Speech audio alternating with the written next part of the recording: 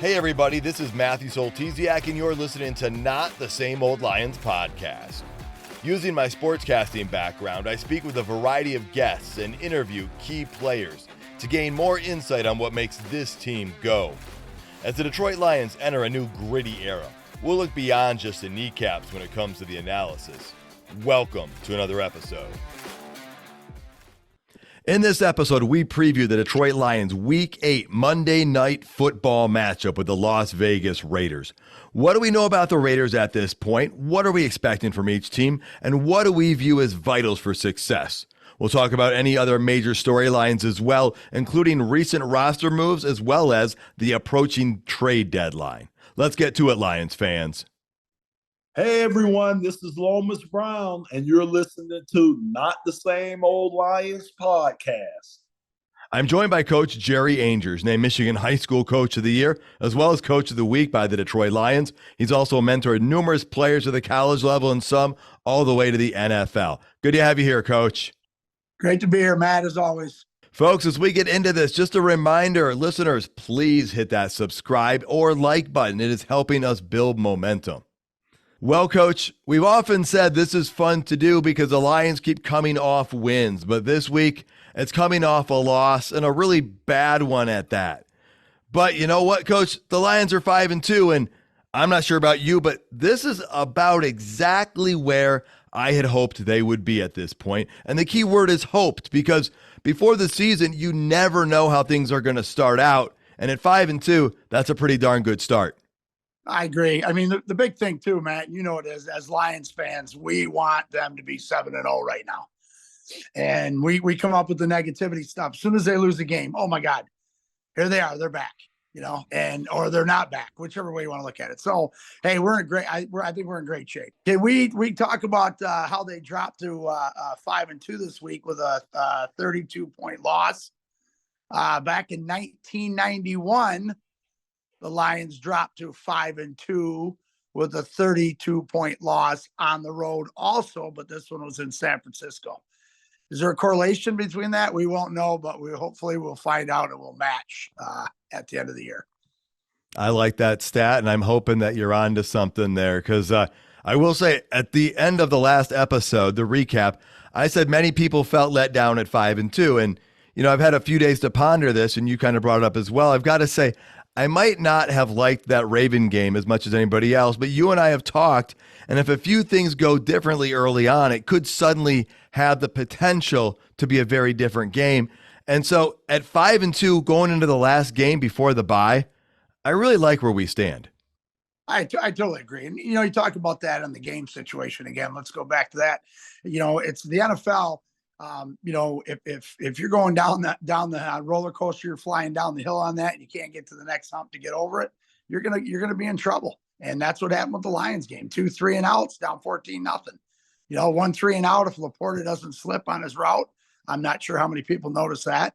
We may move the chains on that one. We're definitely going to move the chains on it. Who knows what happens? If we score before halftime and we score coming out after halftime, totally different game. We're 5-2, and we're happy about that. That's for sure. Exactly. Those are great points that you and I talked about. And talking about a completely different game, we got the Las Vegas Raiders coming into town. The Raiders are 3-4 coming into this game. They dropped their most recent game to the Chicago Bears. The Bears, Justin Fields was not in that game. Jimmy Garoppolo for the Raiders was not in that game. He's been banged up. He missed that game, and they are expecting and hoping to have him back for the Lions game. Brian Hoyer played last week for the Raiders. Now, the team has their top rusher back from last year in Josh Jacobs, but he is averaging less than 3 yards a carry right now. That is not a winning stat. And that being said, Devontae Adams and Jacoby Myers are both legit receiving threats, with Adams still being elite if you can get the ball to him. But what are you looking at on that offense there, Coach? Well, I think that's, you said it right there with Jacobs. He's he could be arguably one of the best, if not the best running back in the league. And opponents are holding under 4 yards. You got to look at, the athleticism stuff that they have. And then you got to look at the wide receiver group. What did you just made a point on that. What's going on with the wide receiver group? And with Jimmy G back, back to their starter, you got to start thinking about it's a dangerous team. I know you should not underestimate any team, and we bring that up. I mean, heck, look at the 49ers and the Vikings playing on Monday Night Football. If that's not a warning to not underestimate a team, nothing should. But I do want to point out, I really think the Raiders have only gone backwards ever since ownership decided to not keep interim head coach Rich Bisaccia a couple years ago, because they went and they hired Josh McDaniels. And Rich, if you remember, during that season where he got brought in when the team was a mess, he got those players to buy in. They were building something. And I've only seen the Raiders getting worse as the team has continued to transition since then without much of an identity. And I agree. I mean, when you get that changeover, you get changeover in coaching staff and it keeps rolling because they want initial success. They want success right out of the gate, and then they're kind of struggling. People are trying to step up and get their teams in line to win football games. Look at Dan Campbell. What was his first season like? And then his second season, and then we're into a 1-6 start. The Lions stuck with that, and it's starting to pay dividends on it. Where the Raiders, they kind of just said we're gonna turn over until we get the right guy in here, or who we think is the right guy in here. Does that make sense? I mean, and I think those are the change-ups. Oh, for sure. They've just had a lack of identity with their whole thing. Right now, their offense is in the bottom 5 in total yards. The Lions' offense is top 5. And when it comes to points scored, the Raiders dropped to the bottom 3 in the NFL. And if we turn around and look at their defense, they're right around the middle of the pack in the NFL with points allowed, averaging 23 points. And the Lions are averaging giving up 21.6 points. So their defenses don't seem to be that far apart. Obviously, that factors in the last game for the Lions. But also the Lions offense seems to be in a much different spot with the Raiders offense. And so that's kind of what I see from the Raiders coming into this game. Do you have anything else out of Las Vegas? I mean, I agree with you on that. The key with Las Vegas is, again, we can argue about they got a guy on their side on the defensive line named Max Crosby, who's coming back to the state of Michigan to, where he went to college. And he's the highest graded pass rusher in the NFL. He's the highest graded run stopper in the NFL. That was as of last week. So who cares if he's 1 or 2? He's not just a pass rusher. He's not just a run stopper. He can do it all. And that's the thing with him is he's a scary individual that could turn a game around in a heartbeat. Oh, you're absolutely right. He is a game-changing player. It's going to be real interesting to see the game plan the Lions put in place for him, because that's a player you have to plan for. He's one of those guys that will ignite the team with his, with how hard he goes. He's going 100 miles an hour on every play, and he's going to try to ignite his team with a big play, or ignite his team by as a leader for that team. Well, now let's turn our attention to what we expect out of the Detroit Lions coming into this game. Coach Campbell said that after watching the tape, after watching and thinking about the last game, he said, you see what it is. He said, ultimately, when you step back and you look at a number of performances that were very subpar across the board. And he said he did not do a good job of getting them ready. I did not, and it'd be one thing if there was just a couple of guys here or there, but ultimately it was that I didn't have them ready. And I've got to do a much better job of getting them prepared, which I will this week. We'll be ready for the Raiders. Coach, Yep. I have no doubt that Coach Campbell is going to have this team ready to play. So let me ask you, from your experience, how does a coaching staff respond to this type of a loss, especially considering the Lions are a talented team, not a struggling team that came off a bad loss? Yeah, and I think the emphasis will be, let's watch it. Let's see what our mistakes were. There were probably too many for us to go over all the time. And let's go back and look at how we approached practice last week to get ready for this game. And so that was one of the biggest things in those sound bites that Campbell talked about. There's when you're playing a tough game like that, or a tough opponent as a football coach, you may take an individual drill out of the mix. You may say, we cut 10 minutes off of offense and defense indies because we have to get more scheme in here. Excuse me, because of these guys. And I think that's some of the stuff that he had talked about. Going back to the fundamentals and if you do the right thing in the fundamentals, they'll take care of themselves during the game. And our fundamentals are missing on numerous plays, especially defensively, holding your own gaps or holding your own alleys, or, chasing Lamar when he rolled out for 9 seconds, and ended up throwing a touchdown pass across. So I think that's, that as a coach, you talk about that. You lose by 1 or 2, you're bummed out. Oh my God, we could have just changed 1 thing or 2 things. When you get blown out by 32, there's numerous things to change. So you better go back to the drawing board and look at what happened during the week and during practice and how he says he doesn't have the team prepared. And that's what he's focused on. I'll guarantee their practices this week probably almost look like the 2nd or 3rd week of preseason with drill work. Does a game like this, coming off of that, affect the players and the coaches differently, or is it kind of a collective feeling? It's a collected feeling. I mean, the players will hopefully they're looking in the mirror and going, man, why did I not? This is what coach told me what to do. This is what the scheme was that we put in. Here's where I decided I was going to make the play and didn't trust my brother on the left of me or the right of me. And that's the biggest thing with that. Coaching staff, they take it to heart. Like Dan Campbell just said, I did not have those guys ready. Because he's mad. He's mad at himself. I'll guarantee he looked in the mirror and said, it's on you. It's not on them. And he's going to make sure that works. So, collectively, they both feel the same. Coaching wise, you're going to try to evaluate the guys and make sure that they do exactly what they're supposed to do scheme wise.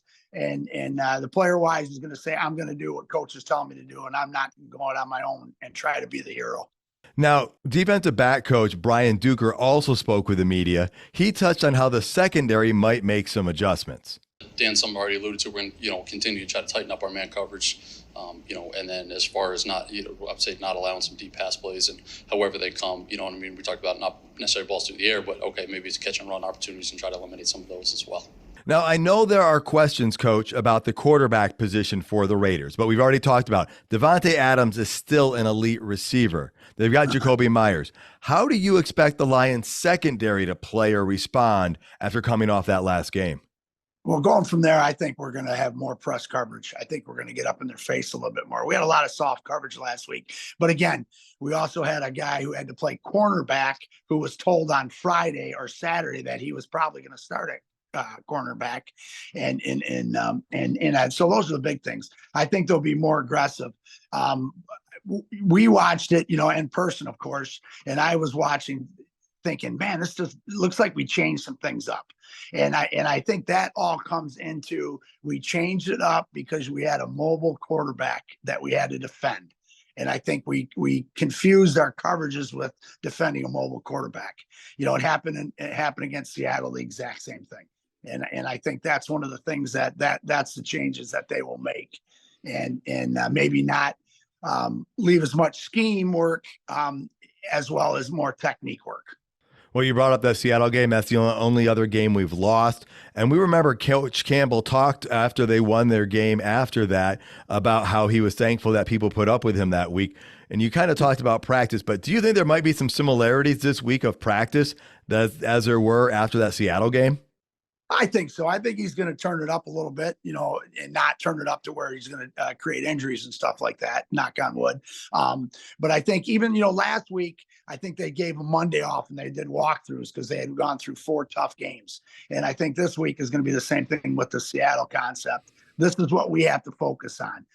And again, I think it's going to come down to the individual by position drill work to fit into the scheme that they want to run. So yeah, I think it's exactly the same. I don't want people telling us that we're the number 1 team in the country. I know Coach Campbell doesn't want that. We don't want, or in the NFL. I don't want people going and saying, oh my God, they're a great football team. I mean, both times we start getting this massive press coverage and everything after the Kansas City game, we lose in Seattle. Last week, Stephen A. Smith declares us the number 1 team. And so I think that's one of the things that concept that the coaching staff and the players are going to develop and say, we want to be the hunter, not the hunt. And we want people, us going after people, not people coming after us. I see that point exactly. And I think that kind of goes into the last couple of things I see on the Lions side here is we want to see a focused team that's hungry to win. We want to see that out of the Lions this week. And I also think we have a very different opponent this week, not just in talent level, but also in style of play. And that starts with the quarterback position. So those two things should play into the Lions' favor. So let's switch over to some major storylines, and we'll actually switch over to roster moves. The Lions made a few of these this week. You know, wide receiver Marvin Jones is no longer with the team. He did not travel for the last game. He stepped away for some personal reasons. And then he did appear to ask the Lions for his release, which they granted him. Running back Mohamed Ibrahim went to injured reserve. He was injured in the game against Baltimore. And then the Lions signed Jermar Jefferson, an old name we know, to the practice squad at running back. So those are some roster moves. The trade deadline is approaching, Coach. You know, I talked about this a little bit with James Cook in our previous episode. It is Tuesday at 4 p.m. And, you know, Coach Campbell kind of addressed this when he talked on 97.1 The Ticket. And he talked about the trade deadline saying, I don't ever want to do anything that will mess with the chemistry of this team. He said, we got the right guys here right now. He said, Brad and I are tied to the hip, and he understands values got to be right. It's got to be something that we feel like can help us, fits us, but can't be something that messes with what we got going on here.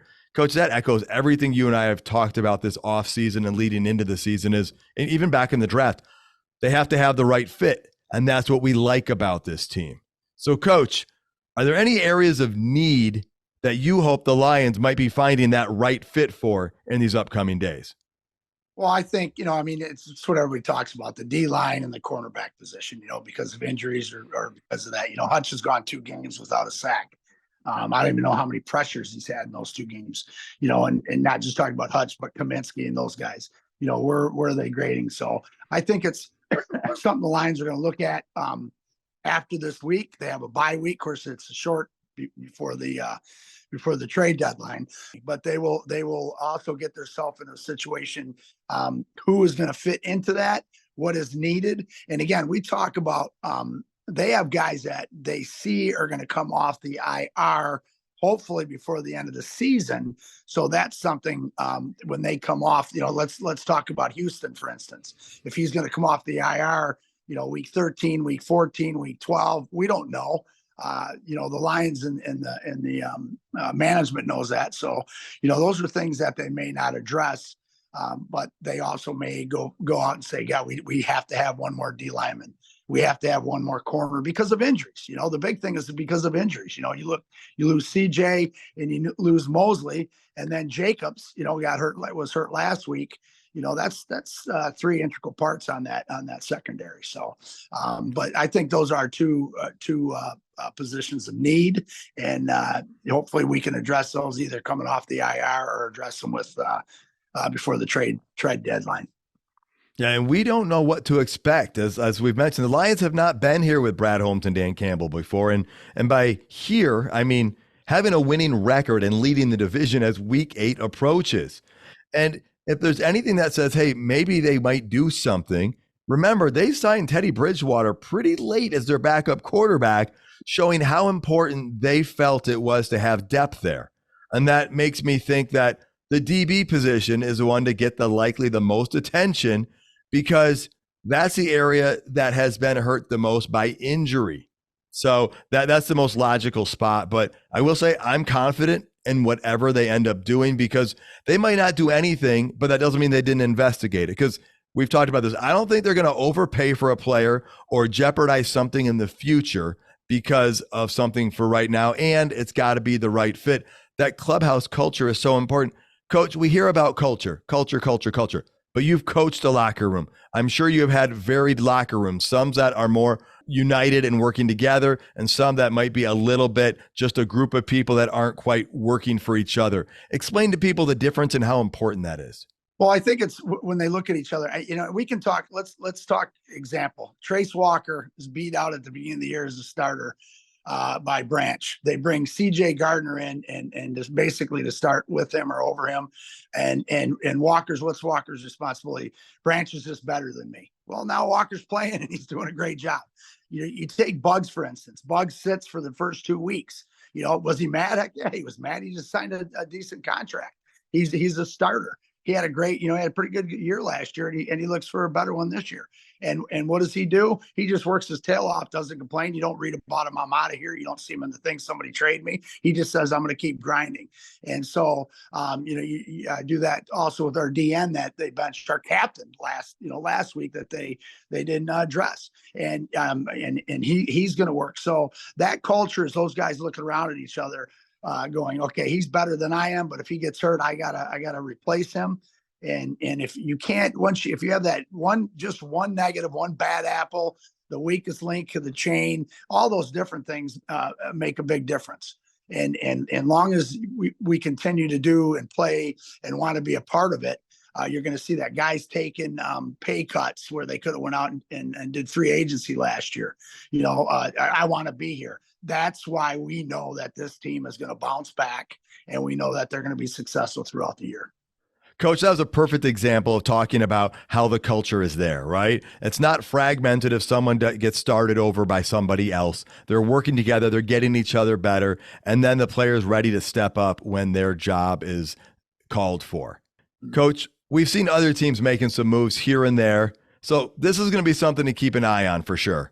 But another thing to keep an eye on is there's something else special taking place on Monday night in addition to the game. And that is former Detroit Lion Lomas Brown is getting inducted into the Pride of the Lions. Now, I was fortunate enough to interview Lomas earlier this year, and he is such a deserving guy, the big fella. He's not just a great player, but also a nice person. He spent 11 years playing for the Lions, part of an 18-year NFL career. He was first-team All-Pro in 1995 with the Lions, 7-time Pro Bowler, part of the 75th Lions anniversary team, and 3 years ago, he was inducted into the College Hall of Fame. Now, since leaving the game as a player, Lomas has stayed active in the community once he retired here in Michigan. And part of that is with the Lomas Brown Jr. Foundation, and their mission is to engage youth in physical fitness programs, healthy nutritional habits, academic enhancements, the study of technology, and the life skills development to create a mindset of success while fostering diversity and inclusion. Now, Lomas has also done work with Team 84 and Herman Moore, who also runs his Tackle Life Foundation. And that's another former Detroit Lion, staying local and helping the community where he has impacted so many during his playing days and after. And the Tackle Life Foundation seeks out young people and provides them with programs and people to develop their natural skills and abilities and helps them reach success personally and professionally. Now, a couple of Lions greats right there, and it's pretty awesome that Lomas is going to be joining his former teammate Herman Moore and the Pride of the Lions. Now, Coach, you know Lomas Brown pretty well. Can you speak to what this honor means to him? Well, I think, I go back to when I first met Lomas, and I actually did some work for 3-4 years with the Lomas Brown Jr. Foundation, which anybody that heard that or think you guys want to donate to any of those, please reach out to either one of those guys, because it's just a great way to know that you're giving back to the community and helping those guys achieve their goals off the field. They always had those goals on the field, but I mean, it means the world to them. I know I talked to them about after they announced it on the board. I think it was a preseason game, and he was just ecstatic. His face, you could see, I know there were tears in his eyes, because he knows that he's giving back to the community after, he's been so successful in the things that he's done.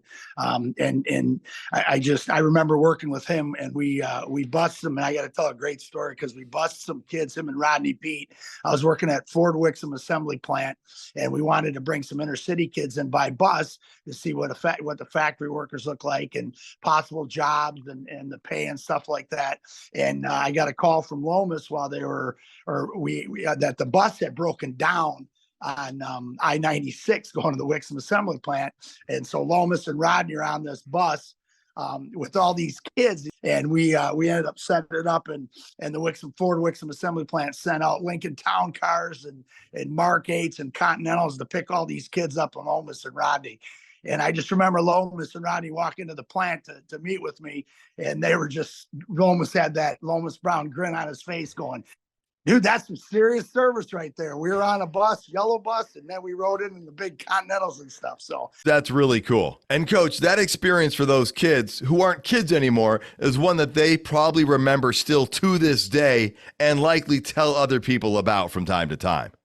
again, I'm just so happy for the guy. As you can tell in my voice, we've kept in contact over the years, and I'm just happy for him that he's getting this honor, which is well deserved and well past its time. That's awesome. That's a great story, and that's an awesome connection right there. Coach, Monday Night Football is special. It always has been. You know, it might feel a little different with this added Thursday thing they got going, but going back, it's always been a big deal. It's been the primetime game that people always wanted to watch. And I don't know if I've told you this or not, but my first NFL game was in 1990. It was a Monday Night Football game. Oh, by the way, it was the Detroit Lions against the Los Angeles Raiders at the Pontiac Silverdome, because the Raiders were out of LA at the time. That was 1990. So if you do the math and do a little historical research, that was Barry Sanders and Bo Jackson, two of the greatest. I had to double check their stats, but Barry ran for 176 yards and 2 touchdowns in that game.